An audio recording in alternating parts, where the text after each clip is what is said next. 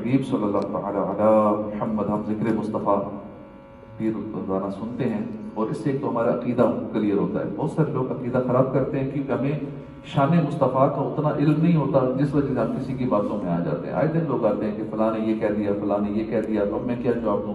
بندہ ڈگمگا جاتا ہے. اب ایک بندے نے اپنے اس دکان میں نالان پاک لگایا ہوا، کسی نے آ کے اعتراض کر دیا یہ یوں ہے تو یوں ہے، تو کدھر ثابت کدھر اس کا ہے. وہ کہتا ہاں باقی حالانکہ سنی پکا میلاد بھی مناتے ہیں، سارا کچھ کرتے ہیں، لیکن حضور کی شان کا علم نہیں ہوتا. ذرا سے کوئی بندہ اعتراض کرتا ہے حضور کا علم غیب نہیں ہے، یوں ہے، طرح طرح کی باتیں کرتے ہیں. اگلے کو اب جواب دینے کا پتہ نہیں ہے. جب پتہ نہیں ہے کہتا یہ ہو سکتا ہے ٹھیک ہی کہہ رہا ہوں، چلو فی الحال اس کی بات پہ عمل کر لیتے ہیں. پھر کسی مولوی صاحب سے پوچھیں گے، اب وہ پوچھ کس سے رہا ہے یہ بھی نہیں علم کہ کس سے مسئلہ پوچھنا ہے. مسئلہ مفتی سے پوچھا جاتا ہے، ہر مولوی سے نہیں پوچھا جاتا، اور ہر مولوی جو بات بتائے وہ فتویٰ نہیں ہوتا. اس لیے مسئلہ پوچھنا کہاں سے ہے. اب اس وقت دنیا جو سب سے بڑا مولوی سمجھتی ہے یا انفارمیشن دینے والا وہ گوگل کو یا یوٹیوب کو، ٹھیک ہے، وہ ہے ہر طرح کی انفارمیشن، غلط بھی ہے صحیح بھی ہے، ہر طرح کی بھی ہے. تو اس میں وہ بندہ کامیاب ہوتا ہے جس کو صحیح پتا ہے کہ میں نے گوگل سے یا یوٹیوب سے کیا پوچھنا ہے اور کیسے پوچھنا ہے، کون سا کوشچن کیسے کرنا ہے، تو مجھے گوگل آنسر کرے گا یا یوٹیوب سے مجھے اس کا کریکٹ آنسر ملے گا.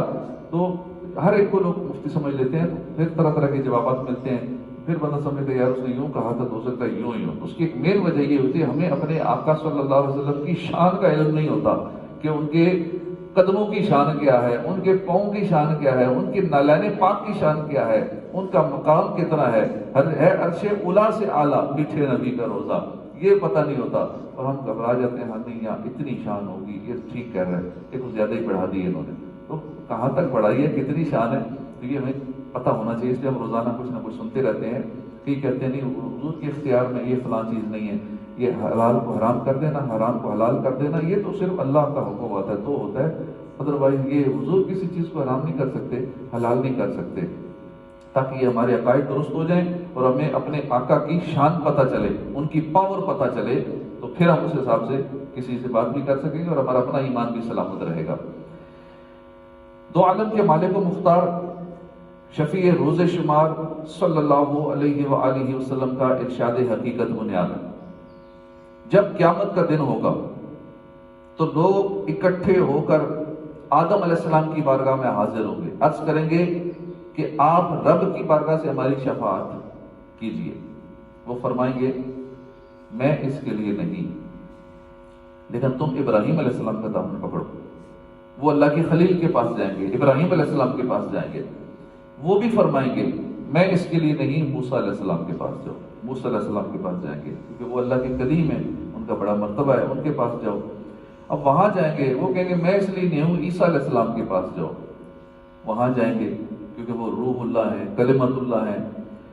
وہ بھی یہی فرمائیں گے میں اس کے لیے نہیں ہوں، لیکن تم حضرت سیدنا محمد صلی اللہ علیہ وسلم کے پاس جاؤ.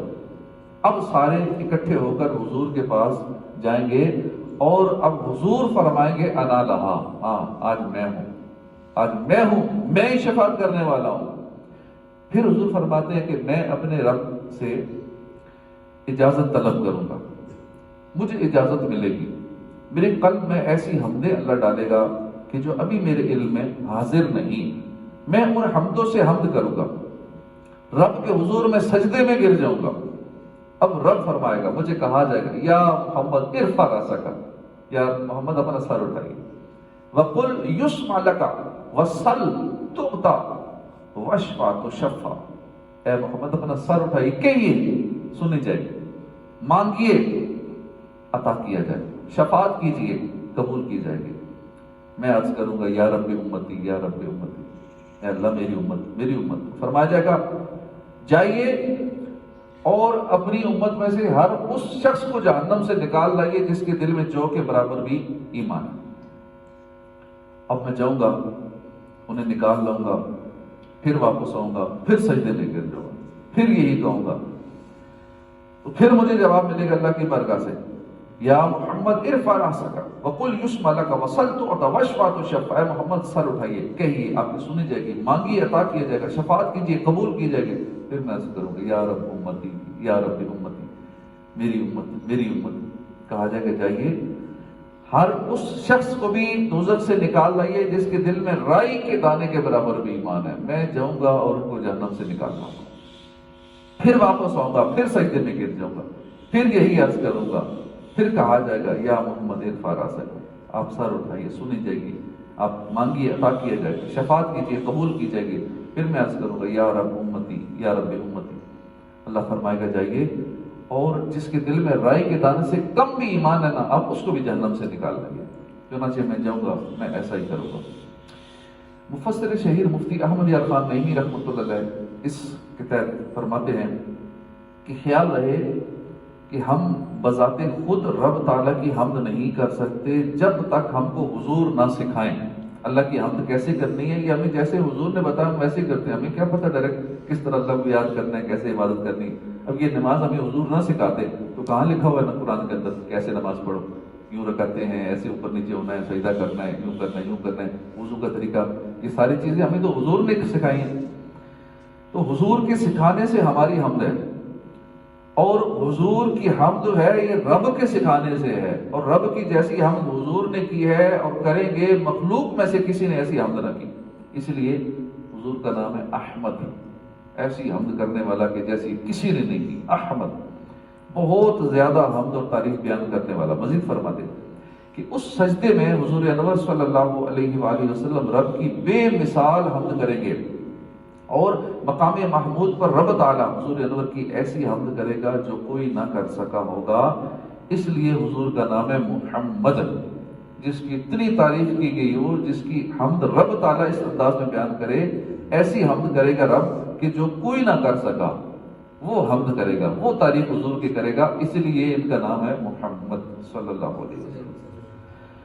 یعنی جس کی بہت زیادہ حمد اور تعریف بیان کی گئی، یہ وہ شخصیت ہے۔ ہم جو بیان کرتے ہیں یہ روزانہ کچھ نہ کچھ کرتے ہیں، یہ اپنے فائدے کے لیے کرتے ہیں کہ ہمارا کچھ بیڑا پار ہو جائے، ورنہ تو رب ایسی کر رہا ہے، کرے گا کہ ایسی تو کوئی مخلوق میں نہیں کر سکا۔ حضور گناہگاروں کو نکالنے کے لیے دوزخ میں تشریف لے جائیں گے، جس سے پتہ چلا کہ ہم گناہگاروں کو نکالنے کے لیے یا ہم گناہگاروں کی خاطر حضور ادنا سی جگہ، کیونکہ دوزخ جو ہے یہ معمولی اور ادنا جگہ ہے، کم تر جگہ ہے، حضور وہاں بھی تشریف لے جائیں گے صرف ہماری خاطر۔ اگر آج میلاد شریف یا مجلس ذکر میں حضور تشریف لے آئیں تو ان کے کرم سے کیا بعید ہے، کون سا ناممکن ہے؟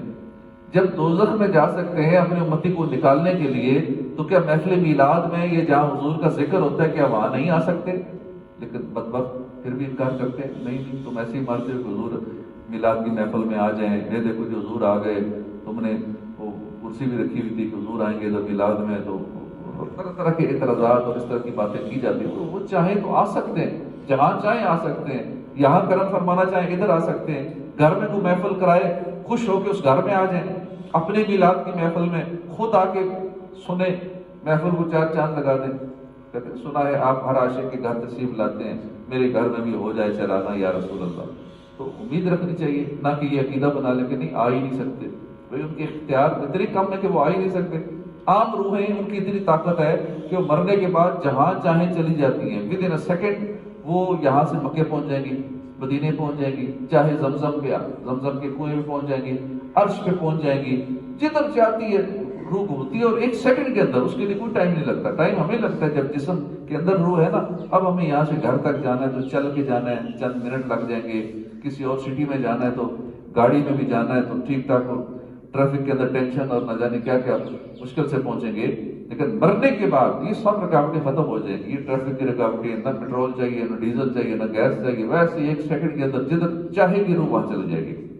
لیکن مسلمان کی روح، نیک بندے کی روح، جو جتنا گناہگار ہوگا اس کی اتنی لمیٹیشنز ہو جائیں گی، بس ادھر تک رہنا ہے، اس سے آگے نہیں جانا، یہیں تک رہنا ہے، یہیں تک رہنا ہے، اسی حساب سے وہ قید ہوگی، جتنا بڑا گناہگار ہوگا۔ کافروں کی روحیں اتنی ہی ڈاؤن سجین میں، مسلمانوں کی روح کا اعلیٰ مقام یہ ہے کہ اعلیٰ علیین میں، اور کافروں کی روحیں سب سے نچلا طبقہ سجین میں، وہاں ہوں گی، کوئی قبروں کے اندر قید ہوں گی، ان کو یہ اختیارات نہیں ہوں گے۔ لیکن نیک روحیں جو ہیں وہ جہاں چاہیں جا سکتی ہیں، تو حضور تو جہاں چاہیں چلے جائیں، اللہ پاک نے ان کو ایسے ایسے اختیارات عطا فرمائے ہیں، جدھر چاہیں تشریف لے جائیں، اپنے میلاد کی محفل میں تشریف لیں تو کون سی ان کے لیے ناممکن ہے، کون سی ان کی شان اس سے گھٹ جاتی ہے۔ ہمارے اور ہمارے گھروں کی شان بڑھ جاتی ہے جہاں حضور تشریف لے ہیں۔ تو آپ نے دیکھا کہ اللہ رب العزت ہمارے آقا و مولا محمد مصطفیٰ صلی اللہ علیہ وسلم کو کیسی شان و شوکت کا مالک بنایا، اور آپ کو کس قدر اختیارات سے نوازا ہے کہ محشر کے دن جبکہ سورج 1.25 میل پر رہ کر آگ برسا رہا ہوگا، تانبے کی تپتی زمین پر ننگے پاؤں کھڑا کر دیا جائے گا، انسان اپنے بہن بھائیوں، ماں باپ، بیوی بچوں سے بھاگتا پھر رہا ہوگا، اس دن ہر ایک کو اپنی پڑی ہوگی، 20 گناہگار اپنے پسینے میں ڈبکیاں کھا رہے ہوں گے۔ ایسے کڑے دن میں رحیم و کریم آقا گناہگار امت کو عذاب دوزخ سے بچانے کی خاطر بے چین ہوں گے، اور اللہ کی بارگاہ عالی سے مسلسل شفاعت امت کی اجازت طلب فرمائیں گے، اور پھر اللہ اپنے محبوب رسول صلی اللہ علیہ وسلم کو شفاعت کا اختیار عطا فرمائے گا، اور آپ اللہ کی عطا سے اپنے امتیوں کی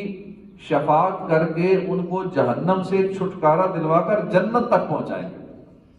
تمہارا نام مصیبت میں جب لیا ہوگا، ہمارا بگڑا ہوا کام بن گیا ہوگا،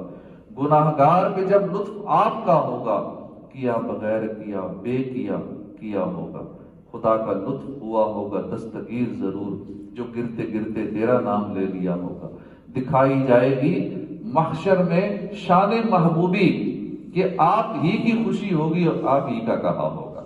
وہاں اللہ وہی کرے گا جو اللہ کا محبوب چاہے گا، آپ کی خوشی، آپ ہی کی خوشی اور آپ کا کہا ہوگا۔ کسی کے پاؤں کی بیڑی وہ کاٹتے ہوں گے، فرشتے بیڑیاں ڈال کے پاؤں میں گھسیٹ کے جہنم میں ڈالتے، کسی کی پاؤں کی بیڑی حضور کاٹتے ہوں گے۔ کوئی اسیر غم ان کو پکارتا ہوگا، کسی طرف سے صدا آئے گی حضور آؤ، نہیں تو دم میں غریبوں کا فاصلہ ہوگا۔ ہر طرف سے صدائیں آ رہی ہیں، یا رسول اللہ مجھے بچا لو، ادھر سے آواز آئے گی یا رسول اللہ میں فاصلہ ہوں، مجھے جہنم کی طرف لے جا رہے ہیں، مجھے بچا لو۔ کسی طرف سے صدا آئے گی حضور آؤ، نہیں تو دم میں غریبوں کا فیصلہ ہوگا۔ کوئی کہے گا دعائیے یا رسول اللہ، تو کوئی تھام کے دامن مچل گیا ہوگا۔ یہ بے قرار کرے گی صدا غریبوں کی، مقدس آنکھوں سے تار اشک کا بندہ ہوگا۔ ہزار جاں فدا نرم نرم پاؤں سے پکار سن کے اسیروں کی دوڑتا ہو، اور نرم نرم نازک پاؤں حضور کے، کبھی ادھر دوڑ رہے ہوں گے اسے بچا رہے ہوں گے، کبھی اسے بچا رہے ہوں گے، اور ادھر سے آنکھوں سے آنسو بھی گر رہے ہوں گے، اپنی امت کی غم میں پریشان بھی ہوں گے کہ میرا یہ امتی چیخ رہا ہے، میرا یہ امتی دوزخ میں جا رہا ہے، اس امت کی بیڑیاں کاٹوں، ادھر اس امتی کو بچاؤں، اس کو بچاؤں۔ تو کوئی کہے گا دعائیے یا رسول اللہ، کوئی تھام کے دامن مچل گیا ہوگا۔ یہ بے قرار کرے گی صدا غریبوں کی، مقدس آنکھوں سے تار اشک کا بندہ ہوگا۔ ہزار جان فدا نرم نرم پاؤں سے پکار سن کے اسیروں کی دوڑتا ہوگا۔ عزیز بچے کو جس طرح ماں تلاش کرے، کسی کا چھوٹا بچہ گم ہو جائے تو اس کی ماں کی کیا حالت ہو جاتی ہے،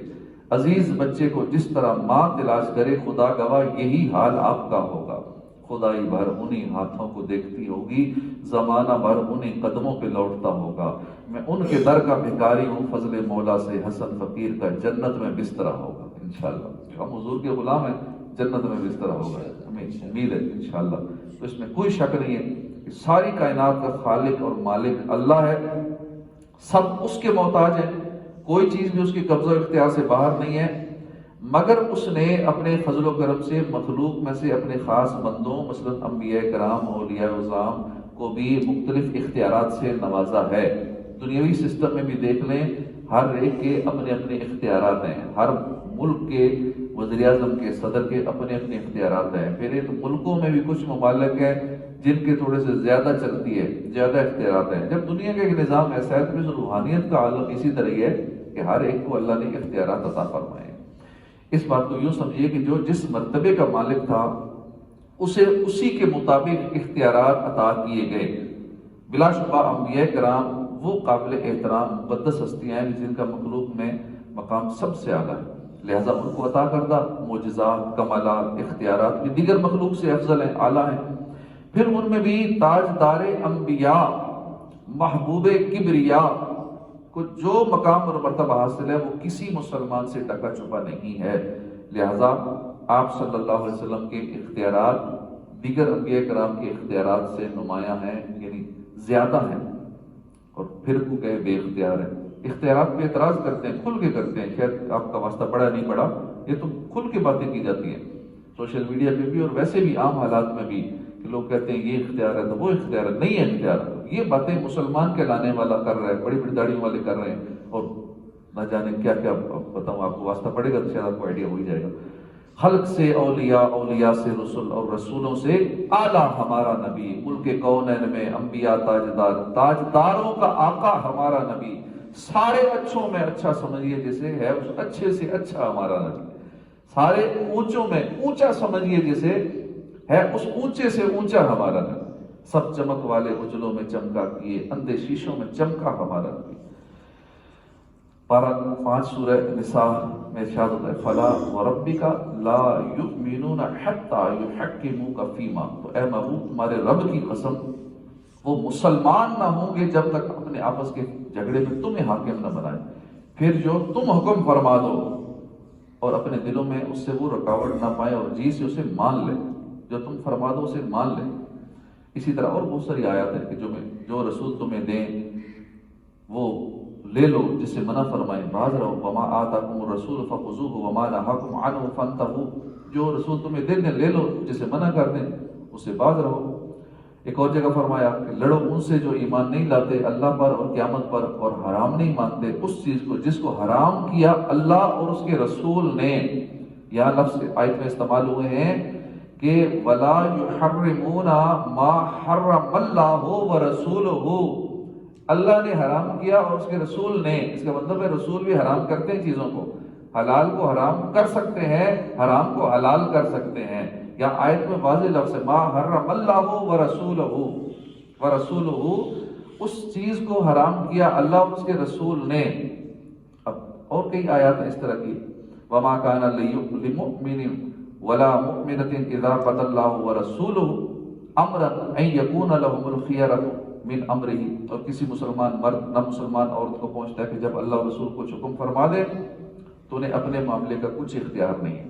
اللہ اور اس کا رسول حکم فرما دے، اس کا مطلب ہے کہ رسول بھی حکم فرماتے ہیں اس پہ بھی عمل کرنا پڑتا ہے۔ اس طرح مفتی صاحب اس کے تحت فرماتے ہیں کہ آدمی کو رسول کریم صلی اللہ علیہ وسلم کی فرما برداری ہر معاملے میں واجب ہے، اور نبی علیہ السلام کے مقابلے میں کوئی اپنی ذات کا بھی مختار نہیں ہے۔ تو دیکھا آپ نے کہ خالق کائنات نے اپنے محبوب کو کیسے کیسے اختیارات سے نوازا کہ مسلمانوں کے آپس کے معاملات میں بھی حضور کو ہی حاکم اور مختار بنایا، اور حضور کی اطاعت کو لازم کر دیا کہ آپس کا بھی کوئی جھگڑا ہو معاملہ ہو اور حضور حکم فرما دے یہ فیصلہ کر دیا، اب تمہارے لیے واجب ہے اس فیصلے کو ماننا۔ تو یوں ہی آپ کو اس بات کا بھی اختیار ہے کہ جسے چاہیں جو چاہیں حکم فرما دیں، اور جس چیز سے چاہیں جب چاہیں منع فرما دیں کہ یہ کام تم نہیں کر سکتے، حضور فرما دے وہ چیز منع ہو جاتی ہے۔ مفتی امجد علی اعظمی فرماتے ہیں کہ حضور اللہ کے نائب مطلق ہیں، تمام جہان حضور کے تحت تصرف ہے، تمام جہان حضور کے اختیار میں دے دیا گیا ہے، جو چاہیں کریں، جسے جو چاہیں دیں، جس سے جو چاہیں واپس لے لیں، تمام جہان میں ان کے حکم کا پھیرنے والا کوئی نہیں ہے، تمام جہان ان کا محکوم ہے، ان کا پابند ہے، حکم کا پابند ہے، اور وہ اپنے رب کے سوا کسی کے محکوم نہیں ہے۔ تمام آدمیوں کے مالک ہیں، جو انہیں اپنا مالک نہ جانے وہ سنت کی مٹھاس سے محروم ہے۔ تمام زمین ان کی ملک ہے، تمام جنت ان کی جاگیر ہے، ملکوت السماوات والارض، آسمان و زمین کی سلطنت حضور کے زیر فرمان ہے، جنت و نار کی کنجیاں ان کے دست اقدس میں دے دی گئی ہیں، رزق اور خیر اور ہر قسم کی عطائیں حضور کے در سے تقسیم ہوتی ہیں۔ رزق کے لیے لوگ کدھر کدھر بھاگتے ہیں، توجہ ادھر، توجہ ادھر، توجہ اس سے مانگنا، اس سے مانگنا، کاروبار کروں گا تو ملے گا، نوکری کروں گا تو ملے گا، بھائی جس در سے سب کچھ تقسیم ہوتا ہے اس در سے لو، رزق وہیں سے تقسیم ہوتا ہے۔ رب ہے موتی، یہ ہے قاسم، رزق اس کا ہے، کھلاتے یہ ہیں، یہ تقسیم کرنے والے ہیں۔ حضور خود فرماتے ہیں رب دیتا ہے میں تقسیم کرتا ہوں۔ تو جس در سے تقسیم ہوتا ہے سارا کچھ، جہاں سے صبر کی بھیک ملتی ہے، جہاں سے مال ملتا ہے، جہاں سے سب کچھ ملتا ہے، سکون ملتا ہے، اس در سے رابطہ کریں تو وہاں سے سارا کچھ مل جائے گا۔ دنیا و آخرت حضور کی عطا کا ایک حصہ ہے، شریعت کے احکام حضور کے قبضے میں کر دیے گئے کہ جس پر جو چاہیں حرام فرما دیں، جس کے لیے جو چاہیں حلال کر دیں، جو فرض چاہیں حضور معاف کر دیں، یہ ان کے اختیار میں ہے۔ اور جنت کی جتنی جاگیر ہے، وہاں کسی کو پلاٹ چاہیے، گھر چاہیے، ان سے رابطہ کرنے کا مالک وہ ہے، وہ اگر رجسٹری آپ کے نام کرائیں گے تو ہوگی، جو مالک ہوتا ہے نا اس سے لینا ہوتا ہے، وہ مالک ہیں جنت کی ساری جاگیر کی۔ کونین بنائے گئے سرکار کی خاطر، اور کونین کی خاطر تمہیں سرکار بنایا، کنجی تمہیں دی اپنے خزانوں کی خدا نے، محبوب کیا مالک و مختار بنایا۔ تو سمجھ لیں کہ حضور با اختیار ہیں اور مالک و مختار ہیں۔ اس کے بعد بہت ساری مثالیں ہیں کہ کن کن معاملے میں حضور نے یہ اختیار استعمال فرمایا، چند ایک مثالیں چل پھر کسی درس میں۔ تو اللہ پاک ہمیں حضور کی سچی محبت نصیب فرمائے، اور اس طرح کے جو ذہن خراب کرنے والے بد مذہب لوگ ہیں ایسے لوگوں سے بچنا چاہیے۔ صحبت اثر رکھتی ہے، جب بندہ کسی ایسے کی صحبت میں بیٹھتا ہے وہ پھر تھوڑی تھوڑی ہلکی ہلکی ڈوز کانوں میں اس طرح کی باتیں کرتے کرتے ایک وقت آتا ہے بندہ بھی کہتا ہے یہی ہے، میلاد حرام ہے تو 11ویں حرام ہے، تو یہ اختیار نہیں ہے تو یہ تو یوں حضور کی شان پہ اٹیک کرنا شروع کر دیتا ہے۔ اس لیے ایسے مولویوں سے، ایسوں کے پاس بیٹھنے سے، ایسے کی تقریریں یا درس بیان سننے سے بچنا چاہیے تاکہ کہیں ایمان برباد نہ ہو جائے، اور اس طرح کے درسوں میں بیٹھنا چاہیے جس طرح یہاں آپ کو حضور کی محبت ہی ملے گی، یہاں سے حضور کو آپ حضور کی تعریفیں ان کے خصائص ہی ملیں گے، کوئی ایسی نیگیٹو بات نہیں ملے گی جس سے کوئی توجہ اس طرف جائے کہ نہیں کچھ کمی ہے حضور کی ذات میں، کچھ کمی ہے، نہیں یہ بھی نہیں ہے، یہ بھی نہیں ہے، یہ ایک لمیٹڈ میں ہے، اس حد تک یہ دیا گیا ہے، اس حد تک دیا۔ اللہ پاک نے الکوثر، انشاءاللہ کبھی الکوثر پہ بات کریں گے تو مزید ذہن وسیع ہوگا کہ اللہ نے کیا کیا دیا ہے، اس میں کوئی لمٹ نہیں، اللہ نے وہ کچھ دیا ہے کہ ہماری سوچ بھی نہیں وہاں تک جا سکتی۔ تو انشاءاللہ اس طرح کے عاشقان رسول کے درس و بیان سنیں گے، صحیح العقیدہ لوگوں کی باتیں سنیں گے، ایسی صحبت میں بیٹھیں گے تو ایمان بچے گا۔ ادروائز کسی اور مولوی کہتے چڑھ گئے چلو جی نماز ہی پڑھاتے ہیں، ایک آدھ نماز پڑھنے سے کیا ہوتا ہے، چلو وہاں جاتے ہیں تو وہ ذرا تعلق اچھے ہیں، اس تعلق کی بیس پہ ہی ایک وقت آتا ہے کہ ایمان برباد ہو چکا ہوتا ہے۔ اللہ پاک ہمارا ایمان سلامت رکھے، آمین۔ اعوذ باللہ من الشیطان الرجیم۔